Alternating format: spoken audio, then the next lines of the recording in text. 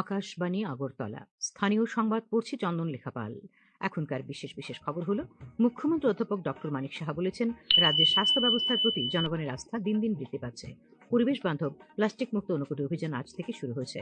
প্রধানমন্ত্রী নরেন্দ্র মোদীকে order of Oman সম্মানে ভূষিত করা হয়েছে। ত্রিপুরা ও গুজরাটের মধ্যে বিজয় মার্চেন্ট ট্রফি অনূর্ধ্ব 16 বছরের ক্রিকেটের 3 দিনের খেলা আজ থেকে কর্ণাটকে শুরু হয়েছে। এবারে সংবাদ বিস্তারিত।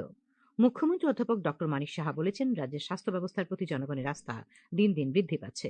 বর্তমানে রাজ্যে প্রায় 82% মানুষ সরকারি স্বাস্থ্য পরিষেবা গ্রহণ করছেন, যা উন্নত স্বাস্থ্য ব্যবস্থার প্রতিফলন।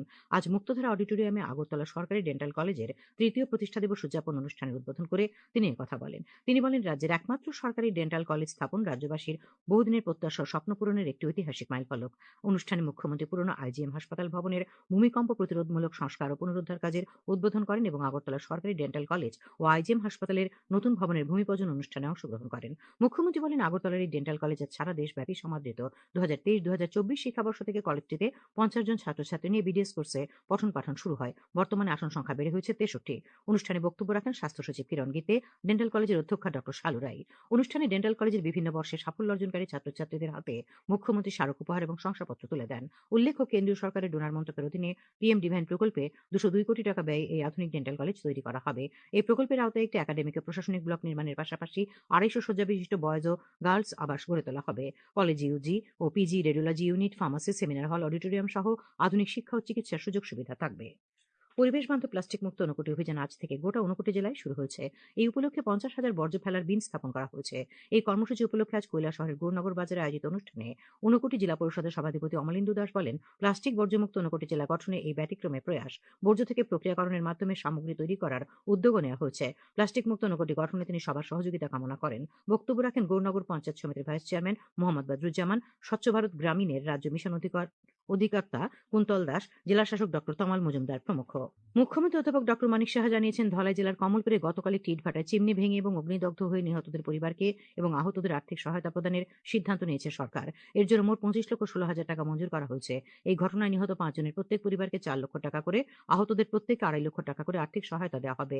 শ্রমমন্ত্রী টিঙ্কু রায় আজ কমলপুর ইটভাটায় ঘটনাস্থল পরিদর্শন করেন। তিনি জানান, শ্রম দপ্তরের পক্ষ থেকেও ক্ষতিগ্রস্ত পরিবারগুলিকে আর্থিক সহায়তা দেওয়া হবে। মুখ্যমন্ত্রী অধ্যাপক ডক্টর মানিক সাহা আজ উত্তর পূর্বাঞ্চল উন্নয়ন মন্ত্রী জ্যোতিরাদিত্য সিন্ধিয়ার সঙ্গে ভার্চুয়াল মাধ্যমে এক পর্যালোচনা বৈঠকে অংশ নেন। বৈঠকে উত্তর পূর্বাঞ্চল উন্নয়ন মন্ত্রীর সামনে মাতাবাড়ি পর্যটন সার্কিট প্রকল্পটি উপস্থাপন করা হয়। মুখ্যমন্ত্রী জানান, মোট 451 কোটি টাকা মূল্যের 21টি প্রকল্প অনুমোদিত হয়েছে, যার মধ্যে 267 কোটি 5 লক্ষ টাকা রাজ্য সরকার, পর্যটন মন্ত্রক এবং পিপিপি মোডের মাধ্যমে অর্থায়ন করা হবে।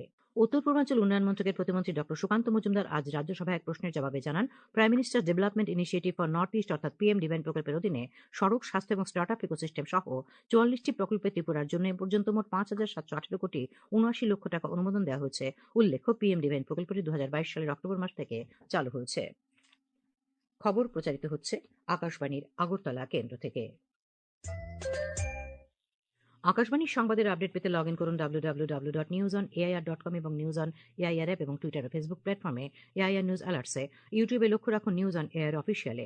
আকাশবাণী আগরতলার সংবাদের আপডেট পেতে দেখুন টুইটার বা এক্স হ্যান্ডেলে আকাশবাণী নিউজ আগরতলা, ফেসবুকে এআইআর নিউজ আগরতলা এবং ইউটিউবে আকাশবাণী নিউজ আগরতলা। প্রধানমন্ত্রী নরেন্দ্র মোদীকে অর্ডার অফ ওমান সম্মানে ভূষিত করা হয়েছে। আজ মাস্কাটের রাজপ্রাসাদে এক অনুষ্ঠানে ভারত ওমান সম্পর্কের ক্ষেত্রে ব্যতিক্রমী অবদান এবং দূরদর্শী নেতৃত্বের জন্য ওমানের সুলতান হাইতাম বিন তারিক প্রধানমন্ত্রী নরেন্দ্র মোদীকে অর্ডার অফ ওমান পুরস্কারে ভূষিত করেছেন। দুই দেশের মধ্যে কূটনৈতিক সম্পর্কের 70 বছর পূর্তি উপলক্ষে প্রধানমন্ত্রীর ওমান সফরের সময় এই সম্মান প্রদান এই অনুষ্ঠান এবং কৌশলগত অংশীদারিত্বের জন্য বিশেষ তাৎপর্যপূর্ণ। প্রধানমন্ত্রী এই সম্মাননা দুদেশের মধ্যে বহু পুরনো বন্ধুত্বের প্রতি উৎসর্গ করেছেন এবং এটিকে ভারতের 1.4 বিলিয়ন মানুষ এবং ওমানের জনগণের মধ্যে উষ্ণতা ও স্নেহের প্রতি শ্রদ্ধাঞ্জলি বলে অভিহিত করেছেন। এর আগে ভারত ও ওমান আজ ব্যাপক অর্থনৈতিক অংশীদারিত্ব চুক্তি সিইপি এর স্বাক্ষরের মাধ্যমে তাদের দ্বিপাক্ষিক অর্থনৈতিক সম্পর্কের ক্ষেত্রে একটি গুরুত্বপূর্ণ মাইলফলক অর্জন করেছে।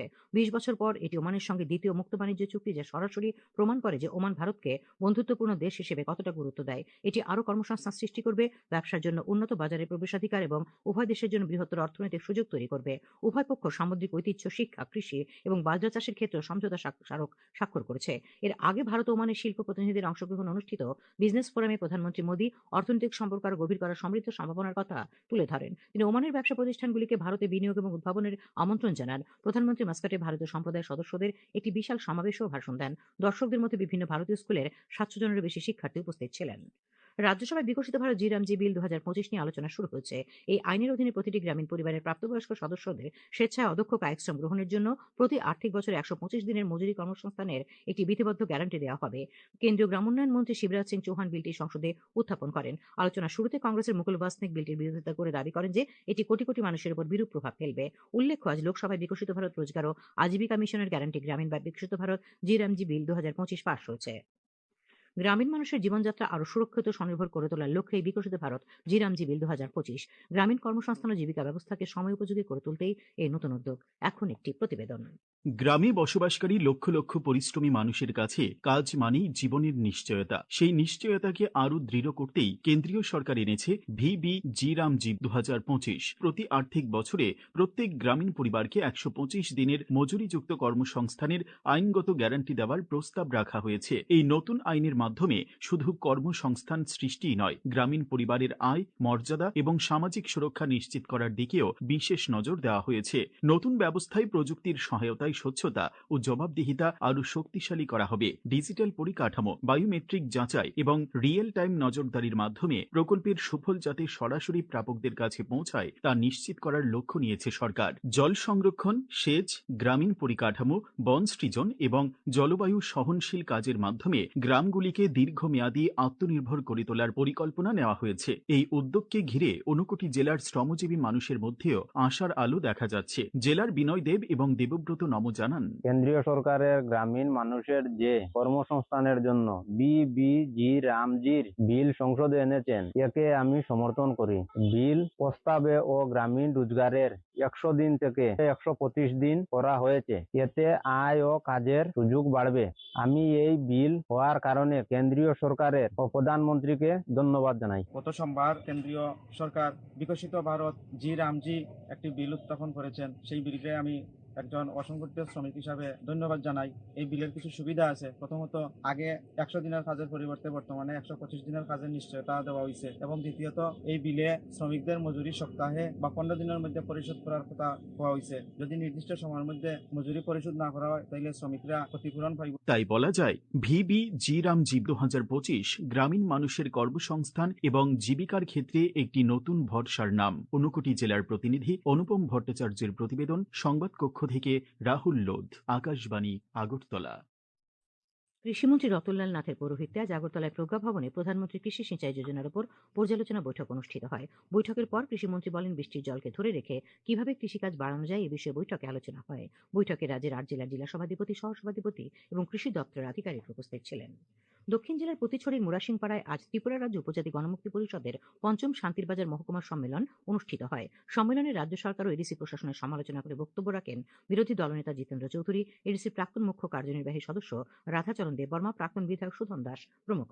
খেলার খবর। ত্রিপুরা ও গুজরাটের মধ্যে বিজয় মার্চেন্ট ট্রফি অনূর্ধ্ব ১৬ বছরের ক্রিকেটের ৩ দিনের খেলা আজ থেকে কর্ণাটকে শুরু হয়েছে। শিমোগার কেএসসিএ নাগুলা মাঠে টসে জিতে ব্যাট করতে নেমে রাজ্য দল প্রথম ইনিংসে প্রথম দিনের শেষে ৪ উইকেট হারিয়ে ১৭৫ রান করে। রাজ্য দলের রাজদীপ দেবনাথ ৯২ রান করে। অনূর্ধ্ব ১৯ বছরের কোচবিহার ট্রফি ক্রিকেটের ৪ দিনের খেলায় বিহারের কাছে ৩৩৭ রানে ত্রিপুরা পরাজিত হয়েছে। এমবিবি স্টেডিয়ামে আজ তৃতীয় দিনের রাজ্য দল দ্বিতীয় ইনিংসে সবকটি উইকেট হারিয়ে ১৮২ রান করে। এর আগে বিহার ৭ উইকেটে ২৩৭ রানে দ্বিতীয় ইনিংসের সমাপ্তি ঘোষণা করে। এই ম্যাচে বিহারের ৩৮০ রানের জবাবে রাজ্য দল প্রথম ইনিংসে মাত্র ৯৮ রান করেছিল। আবহাওয়া। আগামীকাল আকাশ সাধারণত পরিষ্কার থাকবে। সকালে পশ্চিম জেলা ধলাই, খোয়াই, ঊনকোটি, উত্তর ত্রিপুরার কিছু স্থানে ঘন কুয়াশা পড়ার সম্ভাবনা রয়েছে। আগামীকাল সর্বোচ্চ তাপমাত্রা ২৮ ডিগ্রি সেলসিয়াস এবং সর্বনিম্ন ১৪ ডিগ্রি সেলসিয়াসের কাছাকাছি থাকবে। আজ সর্বোচ্চ তাপমাত্রা ৩০.৩ ডিগ্রি সেলসিয়াস এবং সর্বনিম্ন ১৪.২ ডিগ্রি সেলসিয়াস ছিল। শেষ করার আগে খবরের বিশেষ বিশেষ অংশগুলি আরেকবার। মুখ্যমন্ত্রী অধ্যাপক ডক্টর মানিক সাহা বলেছেন, রাজ্যের স্বাস্থ্য ব্যবস্থার প্রতি জনগণের আস্থা বৃদ্ধি পাচ্ছে।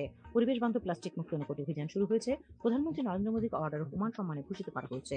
ত্রিপুরা ও গুজরাটের মধ্যে বিজয় মার্চেন্ট ট্রফি অনূর্ধ্ব ১৬ বছরের ক্রিকেটের ৩ দিনের খেলা শুরু হয়েছে। স্থানীয় সংবাদ আজকের মতো এখানেই শেষ হলো। পরবর্তী বাংলা স্থানীয় সংবাদ শোনা যাবে আগামীকাল সকাল ৭টা বেজে ৩৫ মিনিটে।